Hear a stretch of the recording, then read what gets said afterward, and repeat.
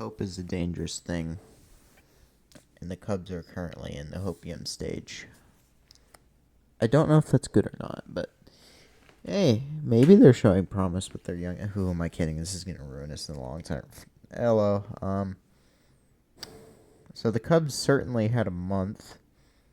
The MLB's a little bit wacky. I mean, in the recent form, the Athletics are doing the best. Why? Who the hell knows? But the Cubs are also in great form. They have passed the Cardinals, who are trading or are cutting guys that they traded for. Imagine getting fleeced by the White Sox. And, the other teams are just dead, I guess. I also forgot to write. That is not what I meant to do. I also forgot to write 0.5. There we go. So, yeah. The Cubs certainly had a month to maybe remember. Who knows, depending on how September goes. Who do we start September with? Pirates and Yankees, then Dodgers. Oh, God, we're dead.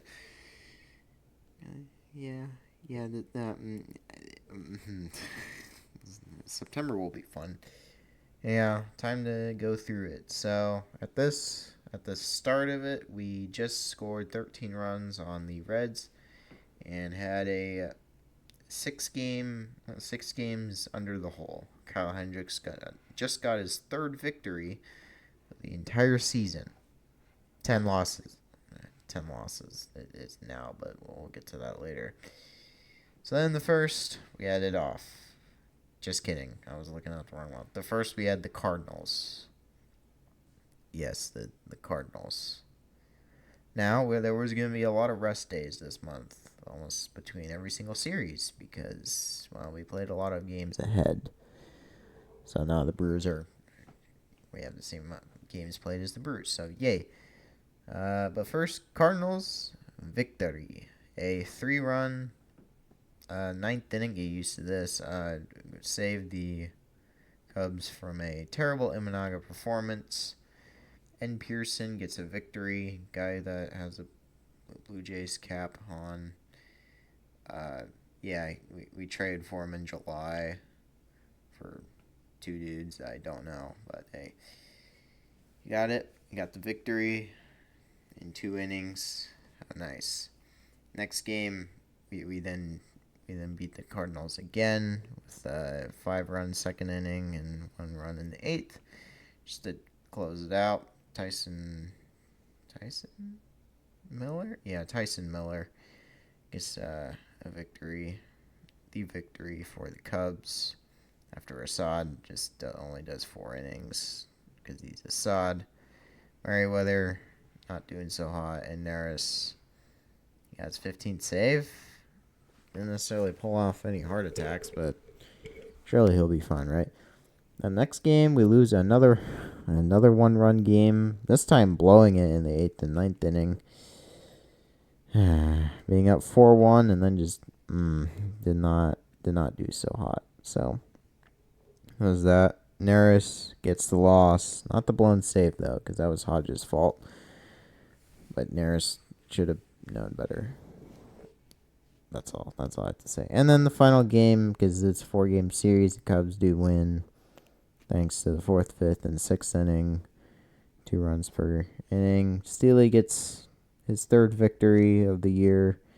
Get him 1 more closer to 500. So, yay. On to the Twins. The Twins, who at this time were doing pretty good in the AL Central. Right now, they have a way better record than us. And are not... They barely hold on to the 3rd wild card spot. That's yikes. First game, we get shut out. This is actually, I think, the first Cubs game for us to get shut out. Woo! Yay! Shut out. Yeah, took a little bit, but yeah, I don't really know what Kyle Hendricks could have done. Maybe not allow 2 runs, but hey. 10th loss, baby. That's just the way it goes for him. Kalendrick's probably should just be a long-term reliever next year. Not this year, because we need to have somebody in there for fifth starter. But next year, he'll definitely have to be relied upon as a long reliever, and definitely never a actual starter. Next game, Imanaga comes in. We win pretty easy, just normal, everyday stuff. So there's that. Then we beat the Twins again. It's Jorge Lopez getting the W this time. Assad starting, but doesn't. No. Surely the Cubs can't do this. Who do they have next? Oh God, the White Sox. So at the White Sox, we win 7-6. By the way, we won the first two games 7-6. So, conspiracy theory, they were going to win the next game 7-6. And also 16 hits. Jesus. But no, we only won the game 3-1 that time. Swanson did okay. We committed 2 errors for some reason. All is good, though. Who do we got next? Fuck, the Guardians. Who are actually first in the AL Central. And one of the top teams in the AL.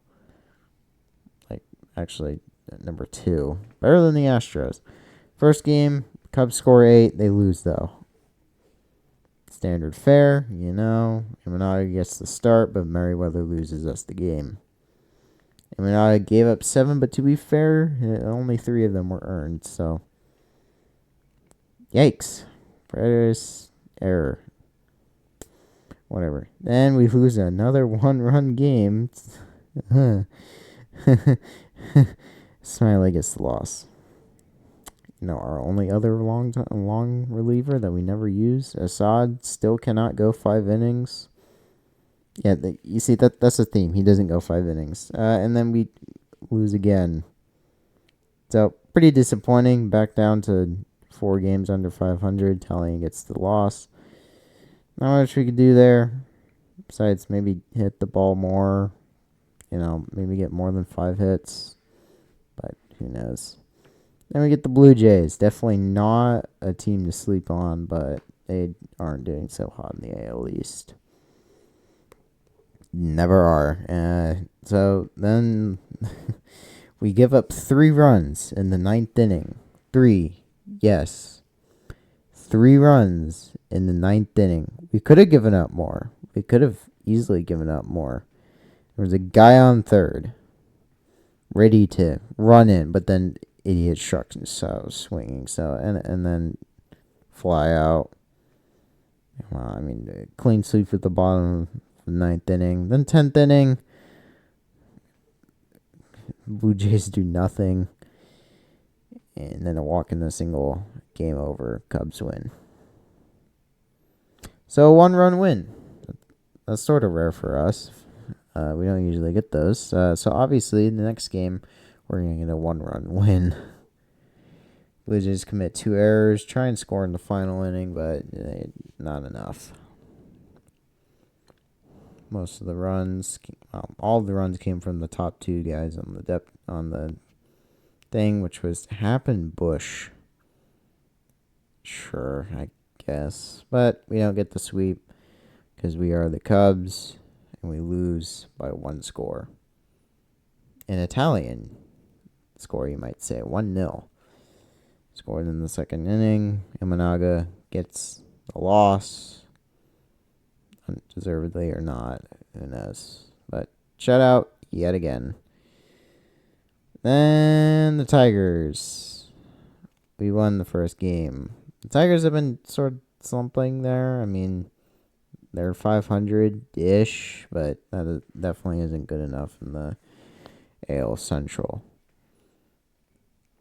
Which is funny to say because the AL Central has been memed to death for years for being, terrible. But hey, now they're good. So there's that. And then the Cubs, Cubs win the first game. Horrifically lose the second game. Tallien. Oh, by the way, the guy that get the victory was in the first game was Assad. Assad went 5.2 innings. Let's go. He went 5 innings. And then we scored 10 runs against the Tigers, but that's normal at this point. And the Steely gets the free ride to victory. Roberts is still there. Then the Marlins. Now, around this time, we picked up some catcher by the name of Christian Bethancourt, who was cut by the Marlins of all teams. So game 1, we don't play him, and we win 6-3. 3 runs in the final 2 innings gets us LW, kind of helping by Amaya. Sorry. We got 2 RBI. Rare for him to do anything. And Hodge gets the victory because Kyle Hendricks still can't really do anything. And then we score 14. Pretty good, even it out for most of the game. Yamanaga gets a free ride to victory. How nice. And that officially breaks us back into the 500 for the first time in forever. I don't know. It had been a little bit, though. Had been a little bit, that's for sure. And then right on cue, we lose to the Marlins. Back under 500, losing 7-2. With Assad managing to go 7 innings. Why? I don't know, I just felt like it. And then we get our punching bags in the Pirates. Pirates have been memed to death for being not that great. So, obviously, the first game that we play against them, 18-8. An 8-run 6th inning and a 6-run 9th inning. Seals it off. Amaya gets 4 RBIs. So, our catchers are slowly being able to contribute runs. And then we score 9 more runs in the 4th and the 5th to get a 9-5 victory, which is nice. Sealy gets the W for his 5th win on the year and gets back to 500 on his record. So, good job, guys. Good job. And then we're down. In the final game, we are down 10-3. Literally no hope. And we have guys like Bethancourt and we have to rely on PCA maybe. Then Bethancourt hits a home run and scores in PCA. Then he doubles, scoring PCA and Swanson. Then Happ singles, bringing in Bethancourt. Then fielder's choice to center.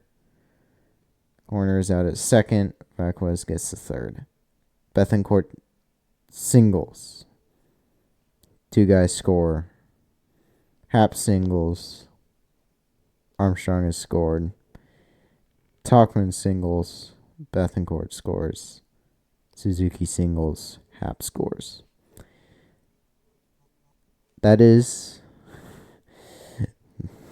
11 unanswered runs in just 3 innings. Hell, the comeback didn't even really start until the 8th inning. Jesus, Pirates. So yeah, they blew that. Christian Bethancourt gets his 7 RBIs. 7 RBIs. He had 14 on the season before then. No, 15 on the season before then. It's a 220 average, which is somehow still less than Peter Carl Armstrong, who's been swiping a lot of bags recently. He's been stealing a lot, which is interesting. What's even worse for the Cubs is that it was Kyle Hendricks giving up 6, Roberts gave up 2, and then Smiley gave up 2 as well, but only one of them was earned. But then Miller, Placenta, and Podge all got Good bullpen while the offense does its work. And now we get to the current series, in which tomorrow will be the final game against the Nationals. Now we're up. We're up 2 games on the 500. So surely this won't last. Oh wait, the Nationals are terrible. 7-6 victory. All runs scored in the second inning.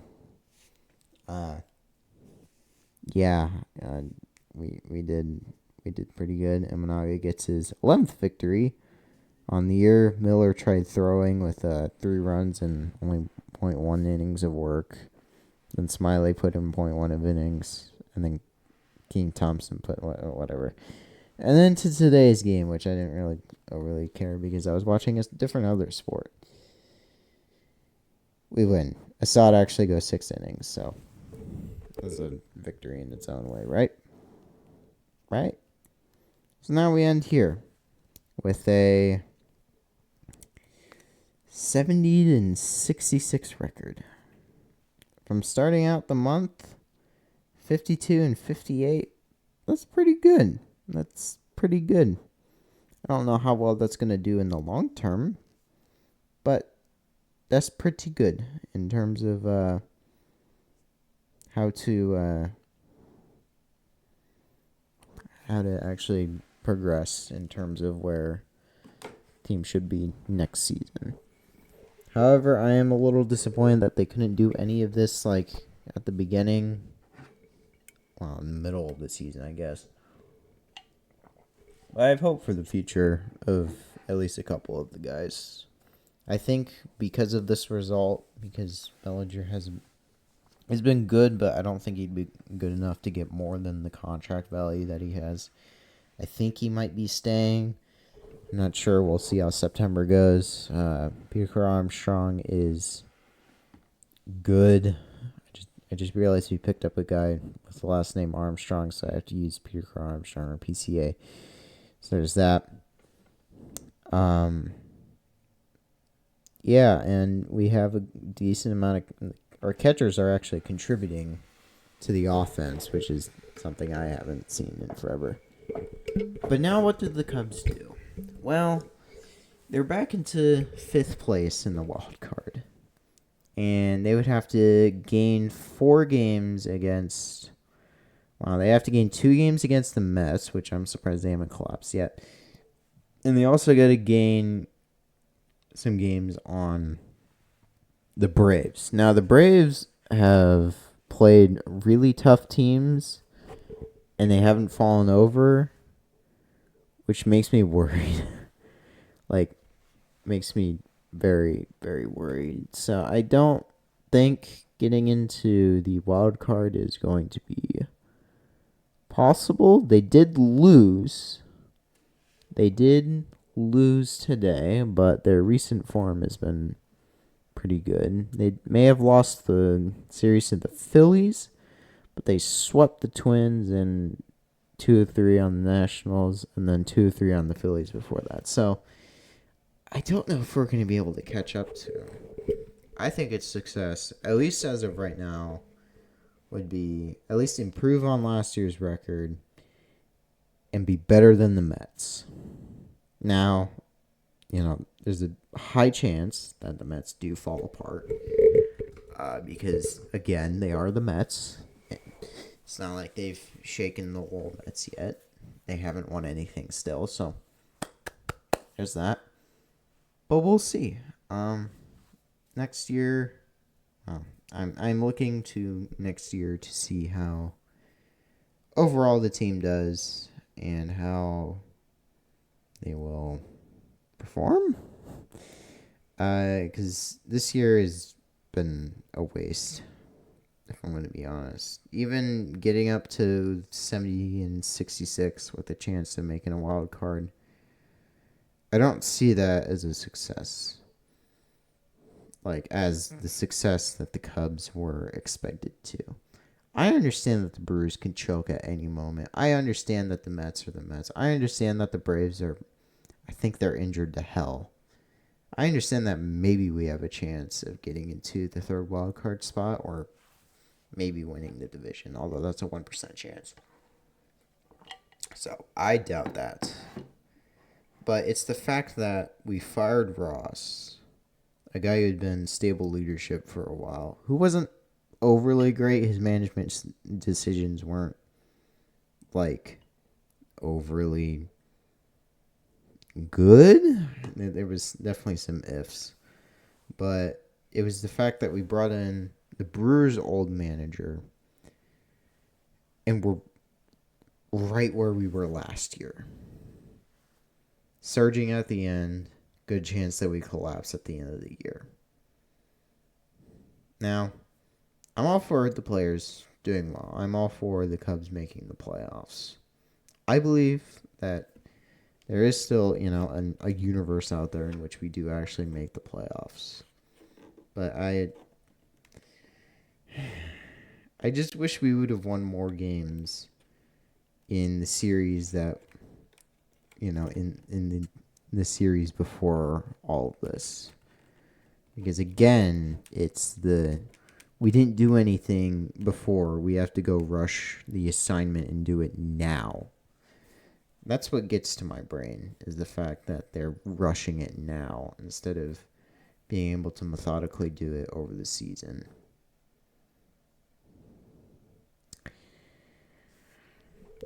Now, I guess it would be better if we do better than the Cardinals, so we can get a moral victory out of that. So I will say that would be our floor as of right now to finish the next part of the season. Next month of September.